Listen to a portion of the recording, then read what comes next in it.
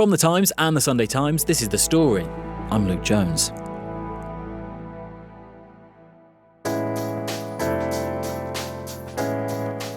When a summer holiday finally limps into view, I just usually turn to the big pile of books on my nightstand and think, oh, what shall I read now? But let us be honest, if you have a holiday booked, if you have sunshine in the offing, an opportunity to actually unplug from your phone and make some interesting literary choices, you should take it seriously. So, we have procured some expert in-house advice. It's a massive twist that I did not see coming at all. Even the title's slightly rude. Don't point that thing at me. There's a fist fight on page 2. Young Laura's looking at me as if I'm a barbarian. Absolute barbarian. We have 4 golden rules for which books you should shove in your holiday bag, and we've plenty of recommendations. The story today, our guide to your summer reading essentials.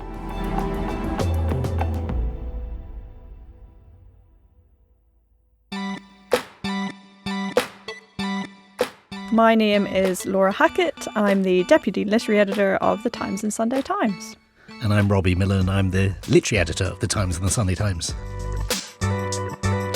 If we're thinking of a week-long summer holiday, you will each read how many books? Depends on what I'm doing in the holiday. So I just went on a kind of hiking holiday with my family, and there wasn't a great deal of time. I think I got through 3 books in the week, but in the past I've got through 6. Robbie?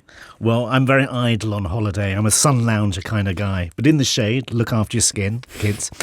So I would hope to try and get through an average-sized novel a day. And are you packing a sort of suitcase full of big hardbacks, or are you the sort of sleek e-reader type?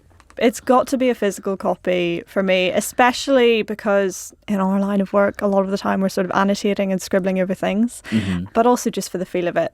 But I have to say, if I can avoid a hardback, I will, because those things, they're just so clunky and big and heavy. If I can have a paperback that I can sort of fold over and chuck in the sand and not worry too much about, that's the ideal for me. Where do you stand on paperback ripping? Oh, ripping? What do you mean ripping? Don't name names. My sister will take a big paperback and will rip it in half. God forbid. And then because then it's easier to hold. Yeah, I'm mildly shocked, like a sort of Victorian lady. No, I think one should always be quite abusive of books. Paperbacks are designed, I mean, they can be things of beauty, but if it hasn't got a smear of sun lotion down it and pages turned over, you've not properly read it. Laura, tell us about your rules. Quickly rattle through them. This is your rules for your summer reading. What are the 4? Yes, so I'm a person, Robbie will make fun of me for this, who loves rules. So I have, rather than just simply pick a few books that I like for my holiday, I will have to abide by sort of strict criteria. So what I've got is I have to have one sort of big guaranteed classic. And by that, I don't necessarily mean War and Peace. I mean a sort of comfort read that I know I'm going to love. Yes. Then I will have a book that I've missed out on this year because in our job, there are so many books that come out. You can't read them all, and sometimes you need a holiday to sort of catch up on one that you've missed out on, and you're embarrassed about having to keep saying, no, I haven't actually read the Andrew O'Hagan yet. Then I will have sort of one novel that I really should have read by now, and that is the kind of, not necessarily War and Peace, but the kind of classic novel that everyone talks about that you feel you should have read. And then as a little treat, I have a sort of short and sweet, I would say sub 250 page novel to round it all off, to break up all of those big books. Yes, a sort of little coffee at the end of the main courses. All right then, well, let's kick off with your first one then, which is the one big guaranteed classic. I'm going to want an actual choice from you, but you can give also Rand's honourable mentions. Laura, why don't you start? So for me, I am going to go for one of Elena Ferrante's Neapolitan Quartet. I've read the first 2. I basically love them so much that I can't bear to binge them all in one go. So I kind of force myself to extend it by only reading one each summer. And I'm about to go on to the 3rd one. So I'm very much looking forward to that. That's what I'm going to pick for sort of my next time off. Okay. And the reason being, why so good? they're fantastic. They're about these two young girls who grow up in Naples, and it follows their sort of different lives. They start off as best friends and end up making very different decisions. But just the way that Ferrante can depict, she has these protagonists who aren't necessarily goody-goodies. Mm-hmm. They've got like a little streak of evil in them. Like, they can do things that you wouldn't expect. They have this sort of unflinching perspective on the people around them. And also she depicts this society in sort of 20th century Naples. It's a place that's really stricken by poverty, and all the different neighbours that they've grown up with so intricately that you really feel that you're in there and part of it. And even though I've done this weird thing of spreading them out by year, as soon as I'm a few pages in, I'm right back in among that world. And I think that's the crucial thing for me about this particular rule, is that it has to be a world that you can be really immersed in. Yes, and have you been immersed in and enjoyed that world, Robbie? No, a shock confession. I'd started the first... I just couldn't understand why it had become such a big phenomenon. I mean, it just struck me as slightly annoying. But I know I'm wrong. I mean... Laura's face. She's got a face like thunder. Yes. I have to say, with the first one, it did take me a little while to get into it. And the first 100 pages, I wasn't convinced. No, but by exactly. the end, I was obsessed. And the second one is incredible. Because all I can remember was the missing dolly. And I thought, this is not a book for me. Oh, Robbie, you would be upset if you lost your dolly. You couldn't empathise with that? No. Oh. Sorry, no. Sorry, Al. Your one big classic. So you want something kind of familiar. So if I want just fun, then George MacDonald Fraser's Flashman novels, because there's so many of them, and I think they're rollicking adventure stories. They're a bit racy, very funny euphemisms for sex, like humping the mutton. So you're laughing all along the way, and you've got terrific sort of bits of history. So you got the retreat from Kabul in 1840 whatever, or the Battle of Balaclava and such like, the Charge of the Light Brigade. They're all there, well over a dozen of them. I can't remember whether I read them or not, and it kind of doesn't matter because they're very familiar. But the writing's great. If they had been translated from French, people would be studying them for PhDs. And a kind of a similar thing about that, returning to something familiar. This time round, I'll be taking something like The Line of Beauty by Alan Hollinghurst. I mean, it's partially for work. Why for work? Well, for later on in the year, he's got a new novel out, Our Evenings, which comes out in October. And I've got to interview him on stage, and so I want to refresh my memory. So I've actually sort of read the first 100 pages again of The Line of Beauty, and he won the Booker Prize, 20 years ago. Brilliant portrait of 1980s, Thatcher's Britain, young man entering the world of posh. He's just such a sensational writer. You want to underline every line, just some sort of witty remark. He's brilliant. Yes. So, Laura's rule number 2, which remind us the rule is... This is the book that you've missed out on this year. Okay. So the one you've seen everyone talking about, it's, you've seen it all over Twitter, everyone's raving, they've got their pictures with it on the beach, and you're thinking, I haven't read it. Robbie, what's yours? I will go for The Ministry of Time by Kaliane Bradley. Essentially, it's like a time-hopping romance novel. And it's been, I think, this year's sort of breakout bestseller. It's just caught people's imagination. A couple of people I know whose judgment I respect have sort of said, oh, God, this is the book of the summer. You know how there's always that kind of buzz. Is this the book of the summer? And I think it might well be. I think it started out, the author became obsessed with this man called Graham Gore, who was a Victorian Arctic explorer. So she wrote, I think, some fan fiction about him, which she then turned into this novel, because he's one of these characters who, I think essentially different characters from different time end up like time refugees in our present time. I think the internet has explained to him, sort of dating apps and imperialism, why it was a bad thing, and it's all rather shocking to him.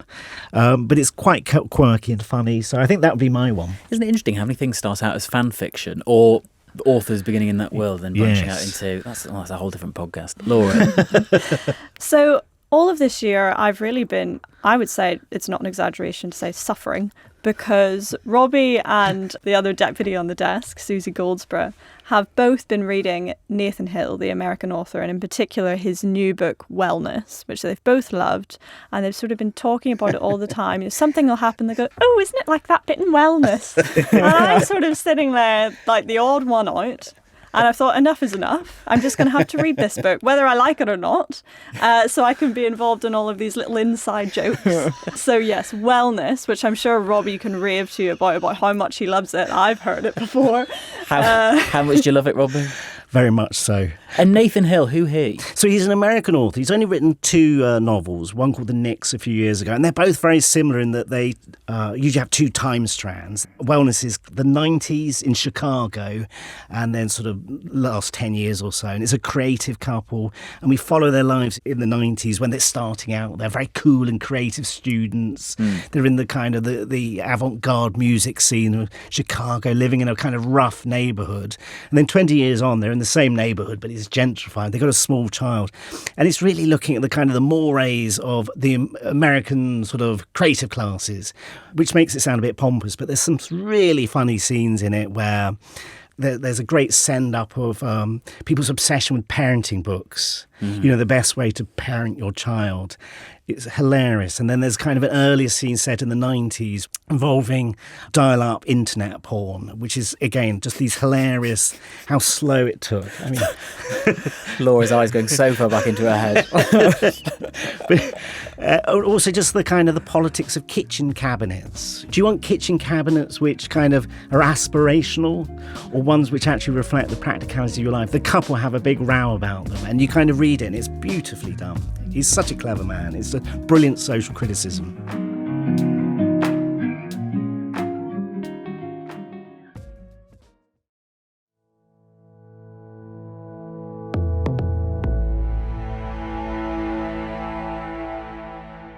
Laura, Robbie, we are rifling through your holiday suitcases and going through your summer reads that we can all draw wisdom from. And we're following Laura's golden rules. We've had the dependable classic. We've had the one you've missed out on.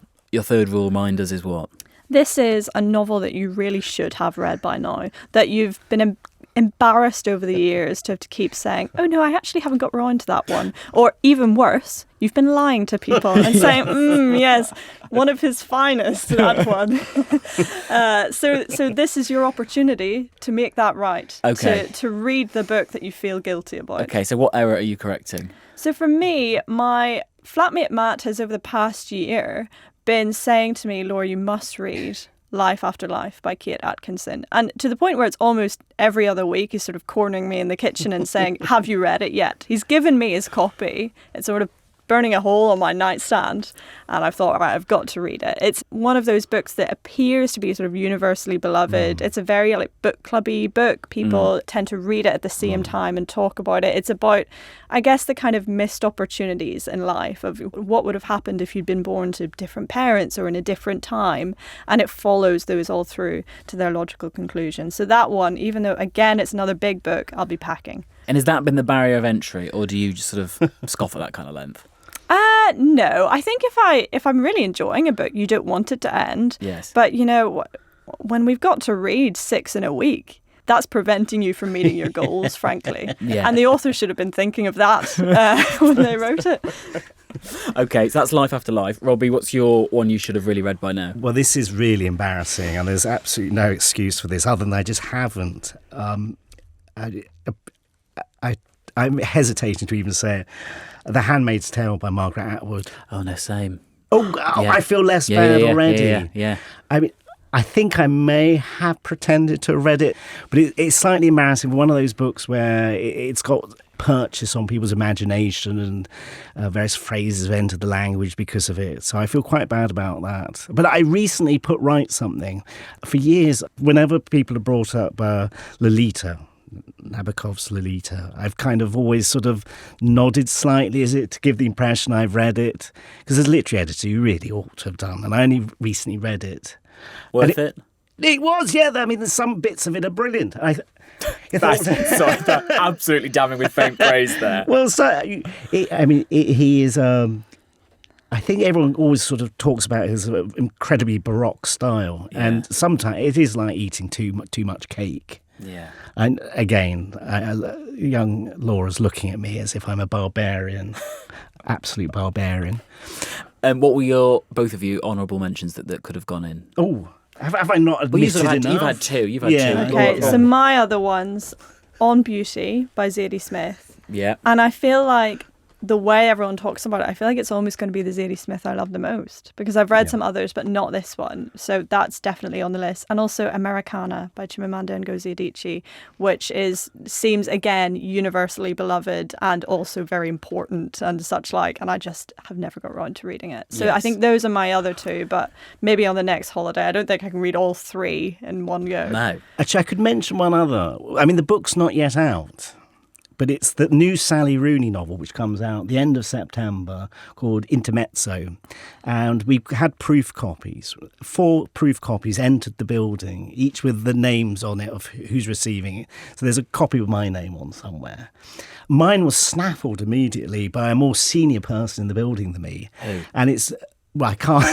That'd be almost did. He's too frightened to say. They have hiring and firing powers. So and now it's been passed on to an even more important person in the organisation. So I'm the only person on the literary team who's yet to read the book, which everyone's going to be talking about in the autumn. One quick question, though, about how you guys obviously have to read so much for your work. Do you always try and find yourselves going against what you've had to read in terms of...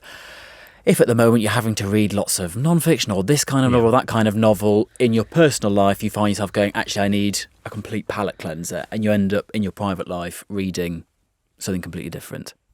Yes. I think a lot of what I do and what I enjoy doing is I read a lot of debuts and kind of new books by new authors, which some of them are amazing and some of them obviously aren't, because that's how it goes. Yes. And clearly it's important that we do that and keep on top of new names. But what I really like doing on holiday is picking a book by an author who I just know will be good. And I'm not sitting there in the first 50 pages going, do I like this? Is it any good? What's it trying to do?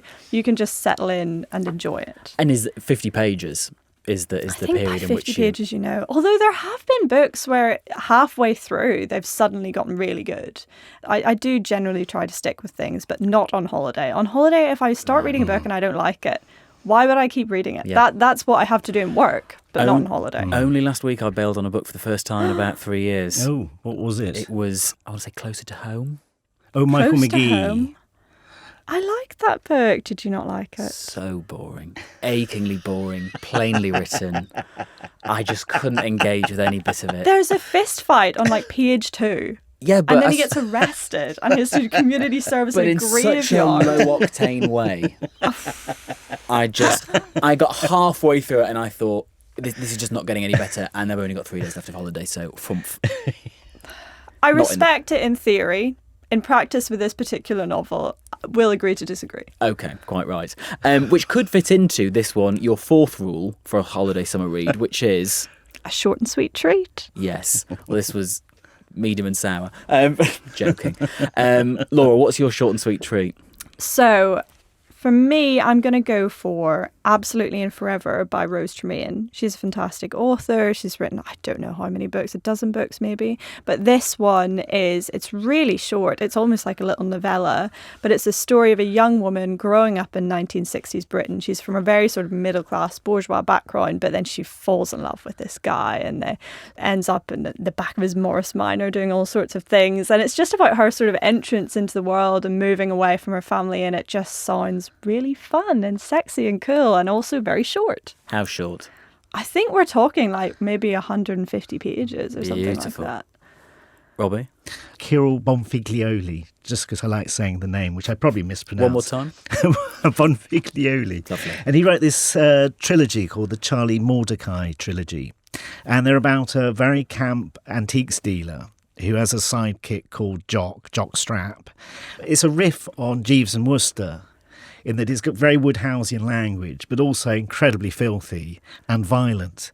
And essentially, he's a corrupt antiques dealer, but he also gets involved with kind of criminal gangs and has to solve things.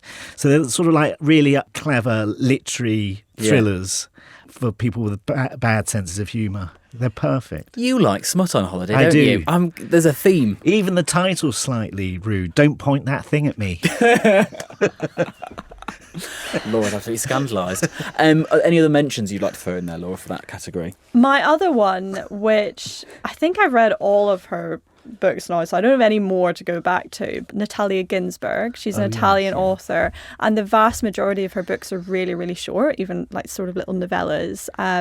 Again, really evocative. I don't know why I'm going Italy. Maybe secretly I just want to be in Italy. Yeah. But they're really fun. They're always a little bit twisted and strange. She's also written a really long one called All Our Yesterdays, which is fantastic. But if you want something short and sweet, pick almost any Natalia Ginzburg and you're there. Beautiful. Okay.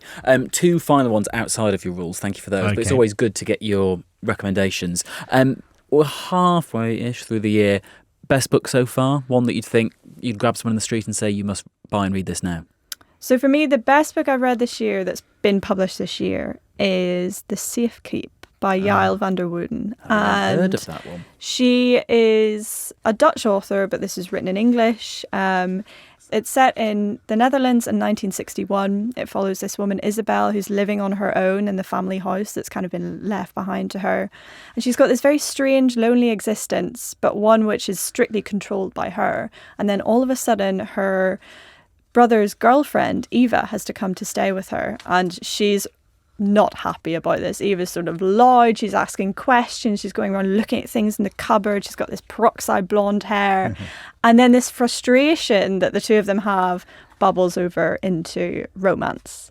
And then it turns into something else completely, which I don't want to spoil because it's a massive twist that I did not see coming at all. I read it again because I then had to write about it. And the second time round, it works even better because you can pick up on the little things that were giving you the clues. So it's not just a kind of one read wonder. You can see the groundwork being laid. It's amazing. I really, really think she's kind of this debut voice that I think is going to really go somewhere. I've just found your review, and I think in the headline, I think I can see what the spoilery bit is. Yes, so I will, maybe. Yes, not look at that. Robbie? Can I mention two? Yeah, all right. James by Percival Everett. He wrote the book, a novel called Erasure, which was turned into the film American Fiction. So he's got these very clever novels which satirise novel writing and American publishing with that one. And this one, James, is about Jim, the runaway slave in the Huckleberry Finn, Adventures of a Huckleberry Finn. So he's taken Mark Twain's story and then told it from the point of view of Jim. Yes, So- and a man in a bookshop yesterday said to me, you don't have to have read Huckleberry Finn to enjoy it. Absolutely not. No, it works. It works as a plain adventure story because lots of things happen, lots of incident. Percival Everett's very good at subverting our expectations of what novels are like. So, for instance, if you've read the original Huckleberry Finn, the African-American characters always have a kind of lordy, yes-masser kind of voices. Here, he takes that, and essentially African-Americans only speak like that when white people are around. It's safer for them to appear ignorant and foolish with their lordy voices. As soon as the white people go away, they start talking about the different forms of irony. Incredibly educated, high-class talking. So he plays with everything, and it's a hoot. But also there's that kind of moral seriousness underneath it, plus an adventure story. What's not to like? Tick, tick, tick. Tick, tick, tick. And then the other one, Long Island by Comtebean. It's the sequel to Brooklyn. Young Ailish, isn't it? She's sort of gone to Brooklyn in the 1950s, starts her life there, and it's full of heartbreak. And then the story 20 years on, she's married, living in the suburbs of Long Island with the Italian guy who she met in the first book. From the very first page, a man knocks on her door, an Irishman, and says, your husband's been cheating. He's made my wife pregnant. I'm going to leave the baby on your doorstep. Which is quite a dramatic opening. Yeah. Probably not dramatic enough for you, because a fist fight in a Michael McGee book was not enough. Laura, you were nodding along to that. Honestly, yeah, Long Island was one of my favourite books from this year. It's fantastic. I loved Brooklyn as well. I was quite sort of apprehensive going into it because I'd loved Brooklyn so much. I thought, how can he keep this up? But he really, really has. Yeah. It's its own thing, and yet it speaks so fluently to the first book. It's one of those books I sat up to 1 a.m. reading it, and I was screaming at the characters by the end. Finally, from both of you, imagine we're post-summer, the sunburn is clearing up, it's cold, we're all a bit sad. What does this look forward to in the autumn or winter beyond? We sort of talked about them. Alan Hollinghurst has a big new novel out, Our Evenings. That's October 3rd, I believe. Mm-hmm. Obviously, the Sally Rooney, everyone's looking forward to it, and it really is a return to form. There's a new Murakami novel out in November. Now, I do really like Murakami. Other people on the desk do not, but I'm really looking forward to that one. I know he's not to everyone's taste, but I'm a fan. Marvellous. Thank you both. Robbie, Millen, Laura Hackett, thank you. Thank you.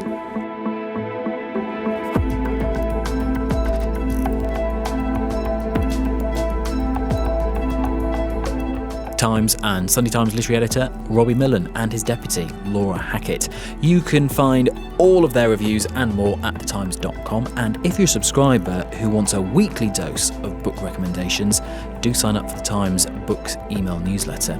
You can find all the books mentioned in the episode notes, and we'll put a link to the Times bookshop in there as well, where Times Plus members get a 20% discount. The producer and sound designer today was Sam Chantarasak, the executive producer was Kate Ford, and theme composition was by Mauro Lassetto.